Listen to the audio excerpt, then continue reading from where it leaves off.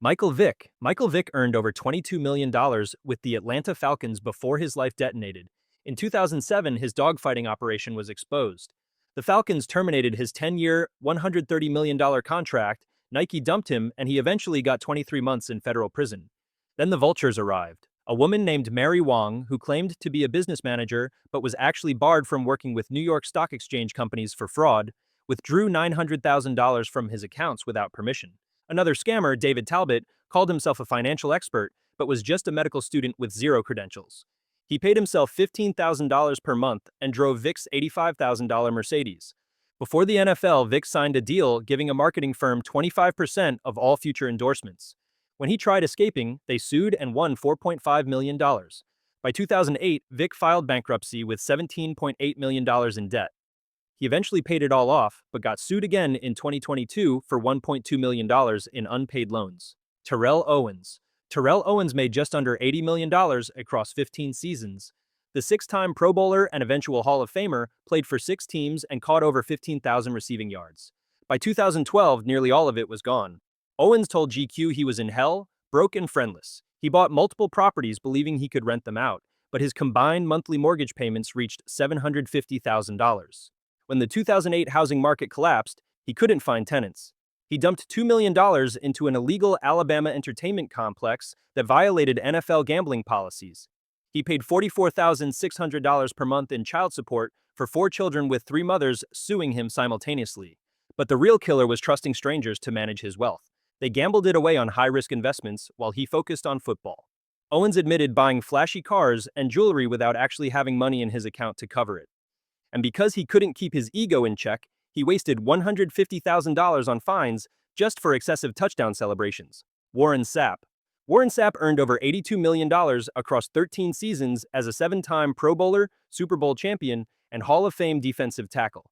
In 2012, he filed bankruptcy with $6.7 million in debt and $826 in his checking account. His bankruptcy filing reads like a comedy. 240 pairs of Jordan shoes worth $6,500, a $2,250 watch, and a $1,200 lion skin rug. He reported losing both his 2002 Super Bowl ring and his 1991 national championship ring. PNC Bank had been garnishing $33,000 directly from his NFL Network paycheck every single month for nearly a year. He still owed the bank $822,000, he owed $900,000 in child support and alimony, and owed another $853,000 to the IRS from 2006 alone, 2 years after signing a $36 million contract. And despite having no cars listed on his assets, he owed National Car Rental over $90,000. Johnny Unitas. Johnny Unitas played 18 seasons, won Super Bowl V, threw 290 touchdowns, and accumulated over 40,000 passing yards as one of the greatest quarterbacks ever. But after football, he became a business catastrophe. He lost money in a restaurant, a freight company, a bowling alley chain, and Florida real estate. His biggest disaster came in 1984 when he borrowed $5.3 million to buy an electronics firm called National Circuits. The loan agreement required him and his wife to personally guarantee everything, leaving them completely liable when the company tanked. After 6.5 years drowning in debt, the 3-time MVP and football legend filed for bankruptcy in 1991. The man who revolutionized quarterback play couldn't understand balance sheets. Every venture he touched turned to ash. He chased the business world with the same confidence he had on the field, but corporate America doesn't care about your Hall of Fame credentials when the checks bounce. Lawrence Taylor was one of the most feared linebackers in history. 10-time Pro Bowler, 2 Super Bowls with the Giants, Hall of Famer, but LT played just as hard off the field. He once estimated spending thousands of dollars per day on drugs at his peak. He later claimed he sent prostitutes to opponents' hotel rooms before games to tire them out, which is either brilliant strategy or complete insanity. In 1997, Taylor pled guilty to filing a false tax return for 1990, and in 1998, he filed Chapter 7 bankruptcy to avoid foreclosure on his $605,000 New Jersey home.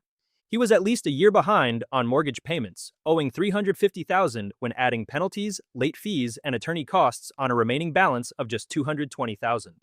Days after his bankruptcy was announced, Taylor returned to drug rehab following his second crack cocaine arrest in Florida within 3 years. His attorney blamed poor management and people who weren't effective taking care of his affairs. Vince Young. Vince Young signed a $26 million rookie contract with the Titans in 2006 and won Rookie of the Year. Then he proceeded to light money on fire. He made it rain at nightclubs with tens of thousands in cash and bought expensive cars and houses for family members. Young once spent $15,000 at the Cheesecake Factory on one meal. His teammates downed Louis XIII cognac at hundreds per bottle while Young picked up every tab. His financial advisor testified under oath that during the 2011 lockout, when Young was already broke, he wanted a $300,000 birthday party. The advisor arranged a high-interest, seven-figure loan just so Young could celebrate himself. Monthly spending sometimes hit $200,000. By 2014, Young filed Chapter 11 bankruptcy with assets under $1 million and debts up to $10 million. When he finally reviewed his records, Young discovered his signature forged on dozens of documents. He trusted his financial advisor and his uncle completely. That trust cost him everything. Adrian Peterson. Adrian Peterson earned over $100 million from 2007 to 2021. Seven-time Pro Bowler, four-time All-Pro, 2012 MVP, and fifth all-time in rushing yards. But Peterson now faces debts exceeding $12 million. In 2016, he took a $5.2 million loan to pay back other creditors, promising repayment with an expected $18 million Vikings contract. The Vikings declined the option. His earnings dropped dramatically. He never made more than $3.5 million annually after that, bouncing between 6 teams in 5 years. The debt ballooned to $8.3 million with interest compounding at 9% annually. In September 2024, a Texas judge ordered Peterson to turn over personal assets. Constables accompanied a court-appointed receiver to his home to catalog and seize valuables. The receiver had requested police escort because Peterson was known to have numerous items and they needed to prevent interference. They even tried selling his 2007 Rookie of the Year trophy from storage. Jamarcus Russell. Jamarcus Russell was the #1 overall pick in 2007, signing a 6-year, $61 million contract with $31 million guaranteed with the Oakland Raiders. He proceeded to play 3 seasons. His career completion percentage was 52.1%, throwing 18 touchdowns and 23 interceptions. The Raiders cut him in 2010 after he showed up to camp overweight and unprepared. Russell became the poster child for draft busts and wasted potential. Reports indicate he burned through tens of millions on cars, jewelry, entourages, and a lifestyle he couldn't sustain after the checks stopped. In 2013, the Raiders sued Russell to recover $3.6 million in unearned bonuses, then settled the lawsuit. Russell later admitted in interviews he wasn't mentally prepared for the NFL, didn't love football enough, and let fame destroy his focus. He talked about depression and losing everything but never filed formal bankruptcy. Instead, he just faded into obscurity as one of the biggest financial and athletic disasters in league history. Clinton Portis. Clinton Portis spent 9 seasons as a powerful running back for Denver and Washington, earning 2 Pro Bowl selections and nearly 12,000 rushing yards. He made over $50 million from contracts alone, but fell into the classic traps. He trusted NFL Players Association registered investment advisors who turned out to be frauds and eventually faced legal charges. Portis lost $3.1 million on a failed Alabama casino investment that simply evaporated. Additional funds vanished through IRS obligations, domestic support payments for several women, and debts to casinos, including loans for his mother. About 5 years after his last game, Portis filed for bankruptcy, but the downfall didn't end there. In 2021, Portis was one of a dozen former players accused of defrauding the NFL's healthcare program for millions in false claims for medical equipment they never received. Portis was sentenced to 6 months in federal prison for his role in the scheme, proving that going broke wasn't enough. He had to add federal fraud charges too. Andre Rison earned over $19 million during his 12-year career, playing primarily with the Falcons. 5 Pro Bowls, All-Pro honors, and a Super Bowl ring with Green Bay. In 2007, he filed for bankruptcy. Child support played a role, but ultimately he destroyed himself with extravagance. In ESPN's documentary, he admitted spending at least $1 million on jewelry alone. He bought 3 luxury cars in a single season, trying to keep pace with teammates. Rison frequently hit nightclubs carrying tens of thousands in cash, making it rain everywhere. He'd wake up after partying with $10,000 on the floor, $5,000 in his pocket, and $7,500 in his coat. By 2000, he bounced 4 checks totaling $158,000 to a Georgia jewelry store while playing for Kansas City. The Raiders couldn't pay him $100,000 in severance directly because courts had labeled him the king of deadbeat dads, owing $300,000 in back child support.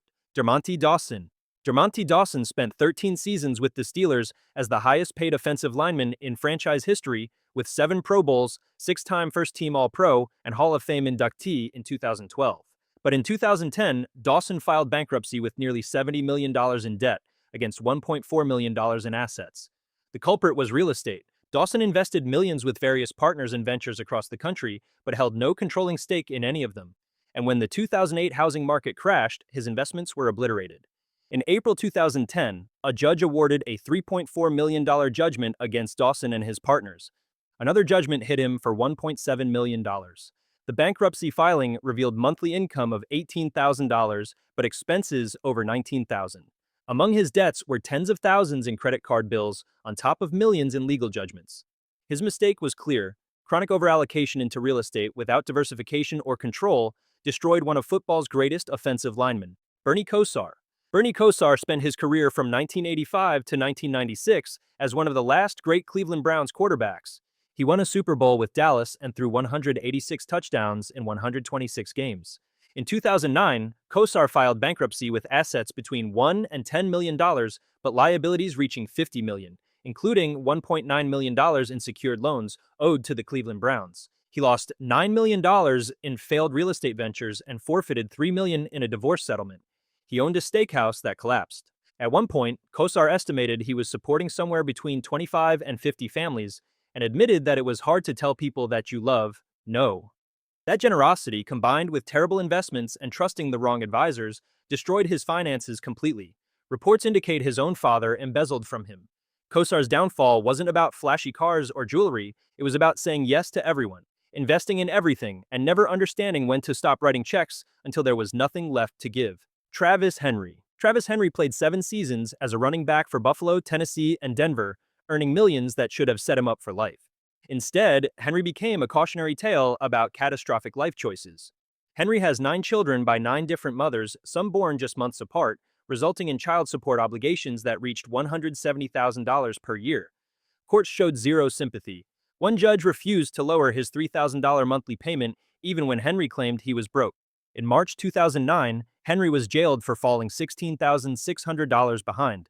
But child support was just the beginning, because in 2008, Henry was arrested in Colorado on felony cocaine possession charges.